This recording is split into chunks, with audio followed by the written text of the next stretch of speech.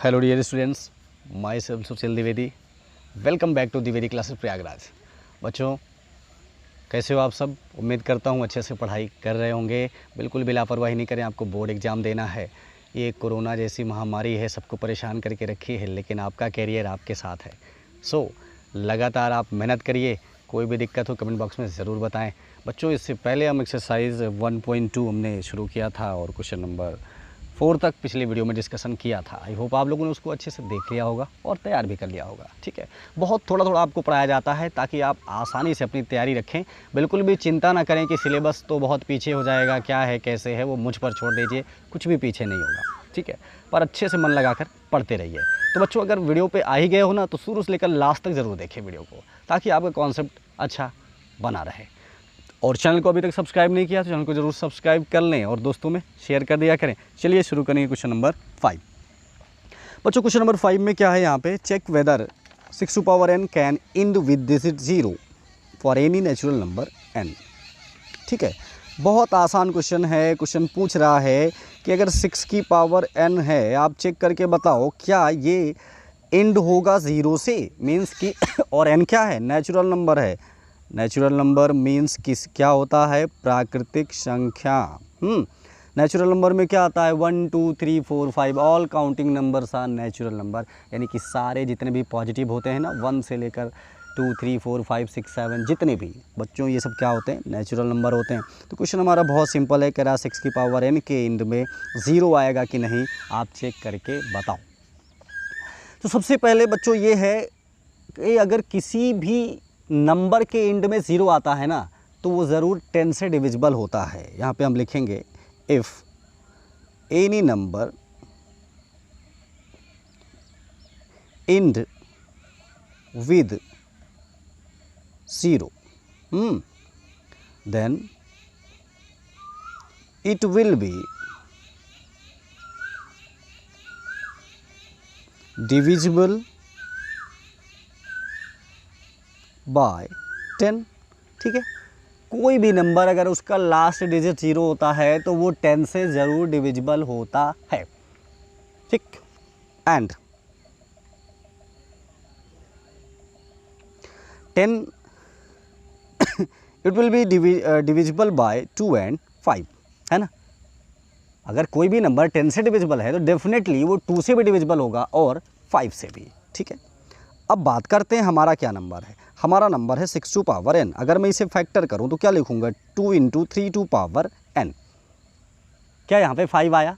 नहीं आया भाई, 2 तो दिख रहा है, इसका मतलब ये नंबर भी 2 से डिविजिबल है, लेकिन 5 से तो डिविजिबल है ही नहीं। मैंने अभी क्या बताया? 10 से डिविजिबल तब होगा जब वो 2 से भी डिविजिबल हो और 5 से भी हो। तो यहाँ लिखेंगे since it has no factor of 5, so it is not divisible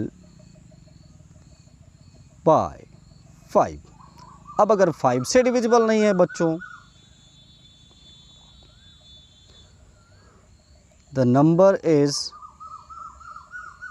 number cannot be divisible by 10।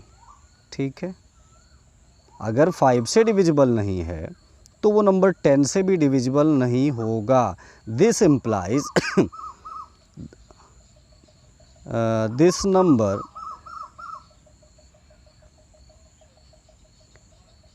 Can never and with 0। ठीक है ना, बिल्कुल सिंपल सी बात है। एक बार अच्छे समझ लो मैंने क्या बताया है आपको कि क्वेश्चन में पूछा था कि 6 की पावर n अगर है तो क्या वो उसके एंड में 0 आएगा। तो सिंपल सी बात है, हमने क्या कहा कि कोई भी नंबर है अगर उसके एंड में 0 आता है तो डेफिनेटली वो 10 से डिविजिबल होगा। फिर हमने कहा कि 10 से डिविजिबल कब होता है? 10 से डिविजिबल तब होता है जब वो 2 से भी डिविजिबल हो और 5 से भी डिविजिबल हो। आपको पता ही है 10 को हम क्या लिखते हैं? 2 इंटू 5 लिखते हैं ना। तो बिल्कुल वही चीज़ है, फिर हमने क्या किया, जो हमारे पास नंबर दिया था 6 टू पावर n, तो उसको हमने फैक्टराइज किया तो वो 2 इंटू 3 आ रहा है, जहाँ पे 5 कहीं है ही नहीं। जब 5 नहीं तो इसका मतलब वो 5 से डिविजिबल नहीं है। अब 5 से डिविजिबल नहीं है तो फिर वो 10 से डिविजिबल तो हो ही नहीं सकता। अब 10 से डिविजिबल नहीं है तो निश्चित रूप से उस नंबर के एंड में 0 नहीं होगा। ठीक है, बिल्कुल सिंपल क्वेश्चन है। तो चलिए देखते हैं अगला क्वेश्चन। बच्चों अगला क्वेश्चन नंबर 6 क्या है, explain why 7 into 11 into 13 plus 13 and 7 into 6 into 5 into 4 into 3 into 2 into 1 plus 5 are composite numbers। आपको एक्सप्लेन करना है कि ये दोनों जो नंबर्स आप देख रहे हैं, जो फैक्टर्स देख रहे हैं, इनमें ये दोनों क्यों कंपोजिट नंबर होंगे।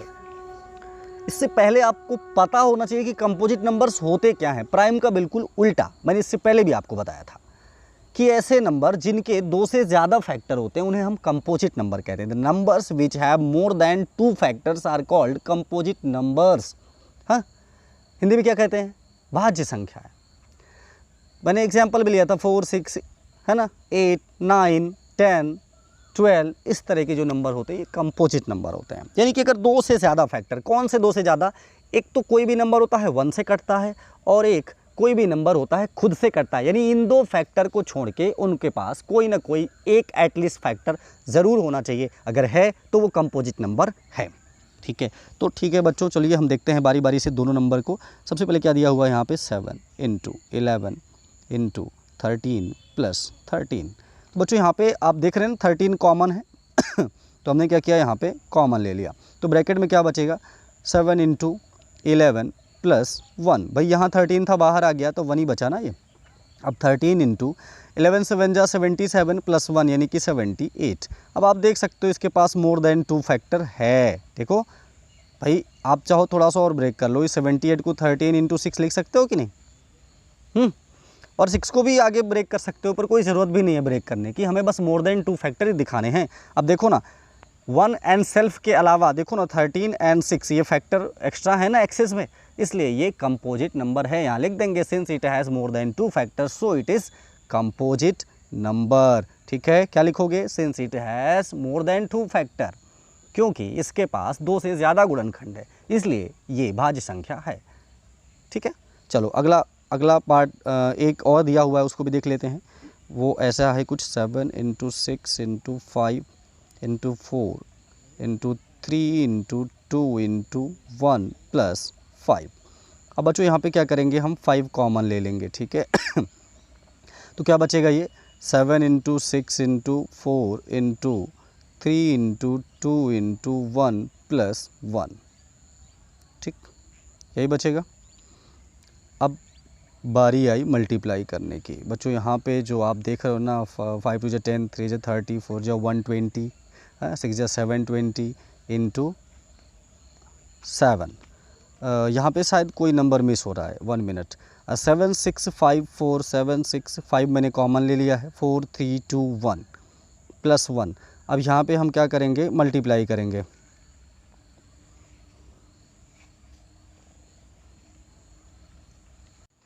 हाँ एक्चुअली ये बच्चों ये 5 मैं दोबारा ले रहा था, ये तो ऊपर का है ना, तो इसको हटा देते हैं, यही कन्फ्यूजन कर रहा था। ओके, अब देखो मल्टीप्लाई करके आप जो है, ये 3 जो 6 4 जा 24, 6 जा 144 इंटू 7, ये होगा 1008 प्लस 1। तो ये क्या हो जाएगा, 5 इंटू 1009। ठीक है, अब 1009 का तो अभी फैक्टर होना नहीं, करने की ज़रूरत भी नहीं है। कंपोजिट नंबर मैंने क्या बताया है, मोर देन 2 फैक्टर, एक 1 से जो सारे नंबर कटते हैं और एक वो जो खुद वो नंबर होता है। अगर मैं इसका मल्टीप्लाई करूँ तो कोई नंबर तो आएगा ना, तो उनके अलावा ही तो ये 2 फैक्टर मिल रहे हैं। तो यहाँ भी वही लिख देंगे, since it has more than 2 factor. ठीक है, क्या लिखेंगे, since it has more than 2 factors सो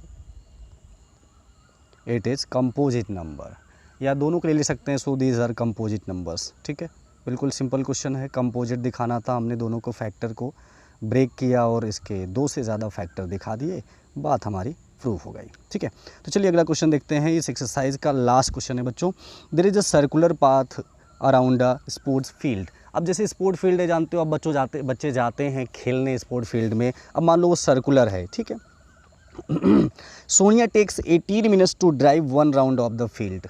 सोनिया को 18 मिनट लगते हैं एक राउंड जाने में और रवि को 12 मिनट लगता है उसी राउंड को जाने के, ठीक है। Suppose they both start at the same point at the same time. Language समझना, इस तरह के क्वेश्चन जब होते हैं सेम टाइम सेम पॉइंट, तो हमेशा ऐसे में बच्चों एलसीएम ही निकाला जाता है, याद रखना, ठीक है। तो and go in the same direction, after how many minutes they will meet again at the starting point. तो बच्चों ये क्वेश्चन बिल्कुल आसान है। यहाँ पे आप लिखोगे the required time is equal to LCM of the time which has taken by Sonia and the time which has taken by Ravi। Ravi और सोनिया ने जितना अलग अलग समय लिया है मीन्स 18 एंड 12, ठीक है। अब आपको एलसीएम निकालना तो आता ही है, अभी पिछले वीडियो में भी मैंने बताया है। 18 और 12 का एलसीएम बच्चों कितना आएगा, 36 आएगा। और ये मिनट में दिया हुआ इसलिए यहाँ पर भी हम क्या करेंगे, मिनट में ही लिखेंगे। इसका मतलब रवि और सोनिया 36 मिनट के बाद उसी जगह पे मिलेंगे, ठीक है। तो बच्चों एक्सरसाइज ये यहीं पे ख़त्म हुई। अगली एक्सरसाइज क्या है, 1.3 बहुत आसान है और बहुत ही इंटरेस्टिंग है। वहाँ पे हमें रेशनल प्रूव करना होगा। मैंने जब शुरू किया था ये चैप्टर तभी आपको रेशनल के बारे में बताया था कि ऐसे नंबर जिन्हें हम P/Q के बारे में P/Q टाइप का डिफ़ाइन करते हैं and Q is not equal to 0 हो तो उन्हें हम रेशनल कहते हैं। और वो नंबर जो रेशनल नहीं होते वो इरेशनल होते हैं, ठीक है। हाँ, बशर्ते जैसे अब आपने कभी देखा होगा √3, √5, √7, तो अब आप कहोगे कि √16 क्यों नहीं, क्योंकि अगर जब आप फैक्टर करोगे तो √16 बाहर आ जाएगा रूट से, स्क्वायर रूट उसका 4 आ जाएगा, इसलिए वो इरेशनल नहीं हो सकता, ठीक है। तो पिछले अगली एक्सरसाइज में हम लोग इसी कॉन्सेप्ट का यूज़ करेंगे। ये जो आप देख रहे हो, जैसे प्रूव कराएगा कि प्रूव करो ये रेशनल है, तो हम उसको रेशनल सपोज करके चलेंगे और रेशनल की प्रॉपर्टी में अप्लाई करेंगे, फिर वो फॉलो नहीं करेगा तो ये होगा कि हाँ भाई ये इरेशनल है, ठीक है। तो बच्चों थोड़ा सा उसको प्रैक्टिस करके आना। कल की क्लास में हम लोग एक्सरसाइज 1.3 शुरू करेंगे और अच्छे से उसके बारे में तैयारी करेंगे। तो चलता हूं बच्चों, अगर चैनल पे पहली बार आए हो, चैनल को अभी तक सब्सक्राइब नहीं किया है, चैनल को ज़रूर सब्सक्राइब कर लें, दोस्तों में शेयर कर दिया करें। मिलता हूं अगले वीडियो में, थैंक यू।